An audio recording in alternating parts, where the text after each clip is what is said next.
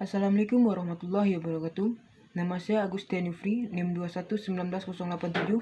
Saya mahasiswa Pendidikan Agama Islam di AIN Bukit Tinggi semester 3. Tujuan saya membuat video ini adalah untuk memenuhi ujian akhir semester Manajemen Pendidikan yang dosen pengampunya adalah Ibu Dr. Sito Ramana MA. Langsung saja ke soal nomor 1. Pendidikan di Indonesia lebih mengedepankan teoritis daripada aplikatif. Dampaknya, peserta didik lebih banyak menghafal materi saja. Menurut saudara, bagaimanakah sistem manajemen pendidikan yang seharusnya diberikan kepada peserta didik, sehingga mereka tidak hanya mampu memahami materi secara komprehensif, tetapi juga mengaplikasikannya dalam kehidupan nyata?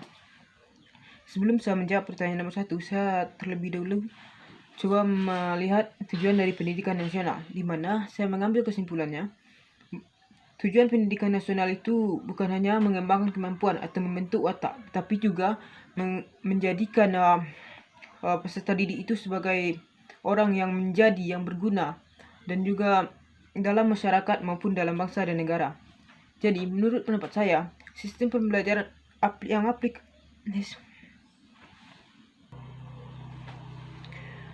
sistem pembelajaran sebaiknya yang diberikan kepada peserta didik adalah sistem aplikatif, di mana pada sistem aplikatif ini lebih mengedepankan aplikasi dari teori-teori yang telah mereka pelajari dengan landasan teori yang telah mereka pelajari di lembaga pendidikan. Contoh sistem aplikatif ini yaitu yang terdapat pada sekolah-sekolah khusus seperti di sekolah menengah yaitu SMK, sekolah kejuruan, dan contohnya lain yaitu di fakultas atau di sekolah-sekolah tinggi. Saya ambil contoh sendiri dari saya sendiri. Saya seorang mahasiswa pendidikan agama Islam.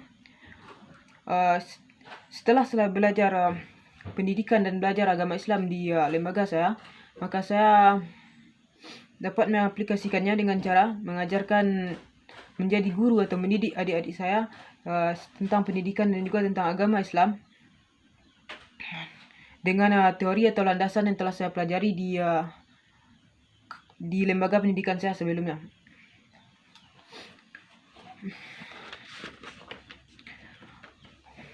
Untuk contoh lain saya ambil dari, misalkan saya seorang mahasiswa pertanian dan saya membantu orang tua saya dalam bertani, mengembangkan pertaniannya menjadi pertanian yang lebih maju dan lebih modern dari pertanian yang sebelumnya. Kebetulan orang tua saya sebagai petani.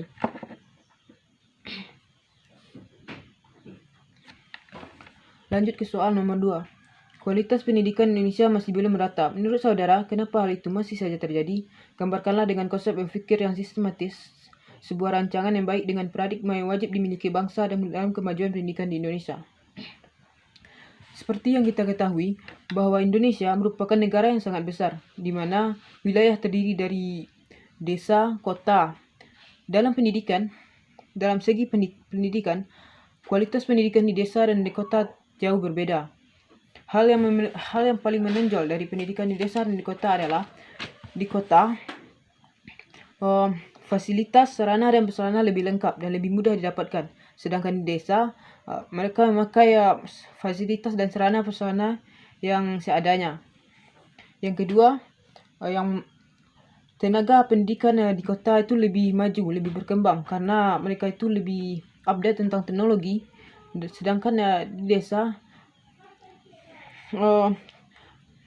kesadaran tentang pendidikan masih rendah. Jadi, agar pendidikan Indonesia lebih merata, sebaiknya pemerintah lebih memperhatikan daerah pedesaan, mulai dari memfasilitasi, memberikan sarana dan prasarana yang lengkap dan juga yang dibutuhkan untuk melangsungkan pendidikan di daerah pedesaan. Pemerintah melatih tenaga-tenaga kependidikan agar menjadi tenaga pendidik yang lebih profesional dan menyediakan hal-hal yang dibutuhkan oleh tenaga kependidikan tersebut, terutama di daerah pedesaan yang sulit untuk dijangkau. Untuk masyarakat pedesaan sendiri, pemerintah dapat meyakinkan masyarakat pedesaan bahwa pendidikan itu sangat penting. Seperti memberikan contoh bahwa orang-orang yang lulusan lulusan pendidikan tinggi dapat berguna dalam masyarakat dan juga dapat berguna bagi bangsa dan negaranya. Bukan malah sebaliknya, orang yang berpendidikan tinggi itulah yang akan menghancurkan negara.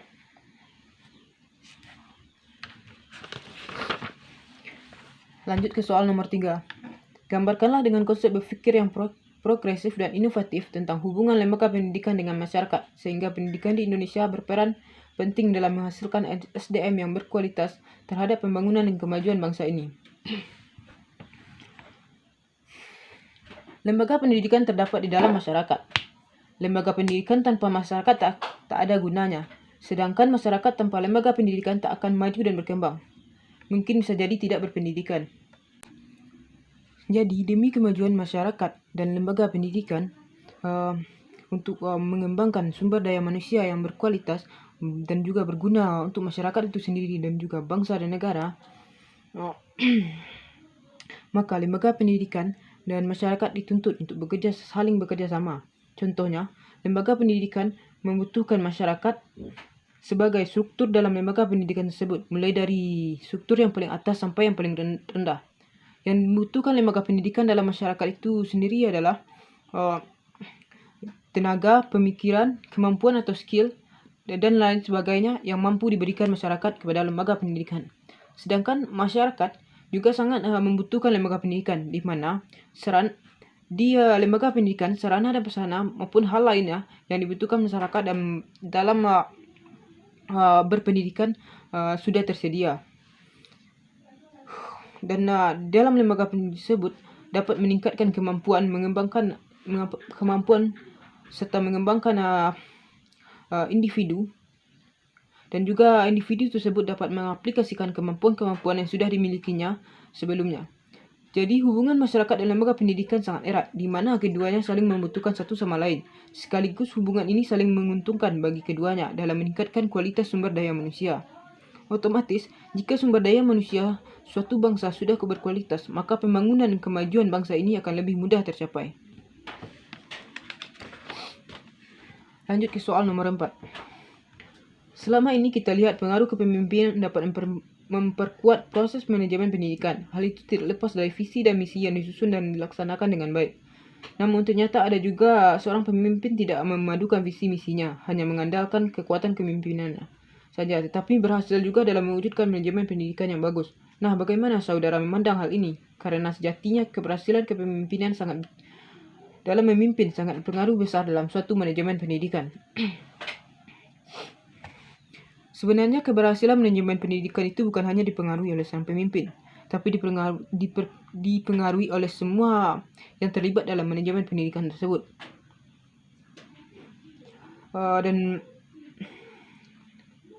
Dan juga atas kerjasama atau hubungan-hubungan semua yang terlibat.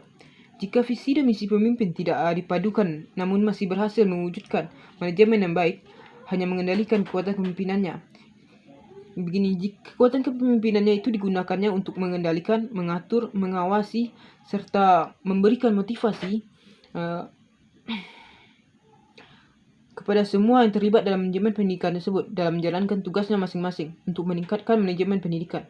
Serta pemimpin tersebut dapat mengambil pemikiran-pemikiran dari orang-orang lain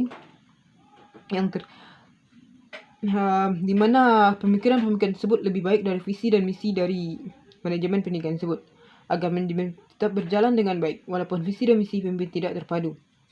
Di mana di sini kualitas SDM juga sangat berpengaruh terhadap keberhasilan pemimpin dalam mewujudkan manajemen pendidikan yang bagus agar sumber daya manusia lebih berkualitas dari sebelum-sebelumnya untuk kualitas pembangunan dan juga kemajuan bangsa.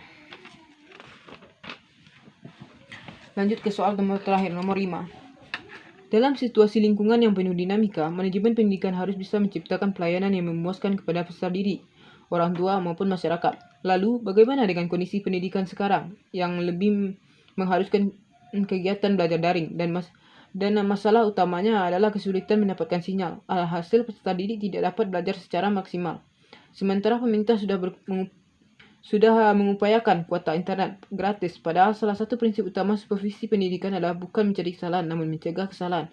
Sebagai seorang terdidik, bagaimana pandangan saudara mengenai hal ini dan apa yang bisa saudara kontribusikan melalui pemikiran saudara bahwa saat yang bersamaan dengan kondisi pandemi, pendidikan masih bisa bersaing secara efektif dalam konteks lokal nasional maupun global. Kondisi pendidikan saat ini memang jauh berbeda dengan kondisi pendidikan kita sebelumnya, di mana kondisi pendidikan saat ini mengharuskan kita belajar dari rumah, belajar jarak jauh, atau bisa disebut juga dengan daring. Manajemen pendidikan tetap harus menyediakan pelayanan terbaiknya terhadap peserta didik, orang tua, masyarakat, seperti pemerintah menyediakan kebutuhan-kebutuhan dalam pembelajaran yang dilaksanakan oleh peserta didik, walaupun kebutuhan itu diberikan jarak jauh, maupun kebutuhan itu diberikan untuk kebutuhan-kebutuhan dia belajar di rumah.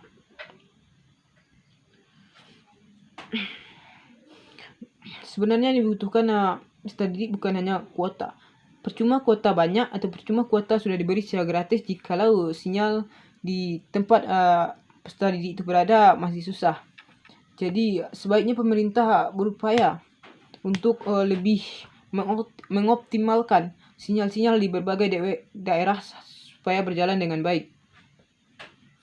Selain manajemen terus mencegah kesalahan-kesalahan dalam proses daring ini, sebaiknya peserta didik, orang tua, masyarakat dapat bekerjasama dalam menciptakan proses belajar yang menyenangkan agar proses pendidikan daring tetap menarik minat peserta didik. Bagi peserta didik itu sendiri, sebaiknya menanamkan dalam diri bahwa pendidikan itu gunanya untuk mereka sendiri, bukan untuk tetangga ataupun orang lain. Agar walaupun belajar tetap muka, daring, ataupun dengan cara lain, mereka tetap bersemangat dalam belajar maupun berpendidikan. Setelah pemerintah menyediakan semua yang dibutuhkan dalam pendidikan daring, orang tua dan masyarakat ikut berpartisipasi dalam memajukan pendidikan, dan peserta didik tahu akan pentingnya pendidikan bagi mereka. Insya Allah pendidikan akan tetap efektif dan pendidikan akan tetap bersaing dalam konteks lokal, nasional maupun global. Sekian dari yang dapat saya sampaikan. Jika ada salah dalam atau melenceng dari soal jawaban saya mohon maaf, dan jika ada kata-kata saya yang tidak seharusnya saya ucapkan atau tidak pantas saya ucapkan, saya mohon maaf. Assalamualaikum warahmatullahi wabarakatuh.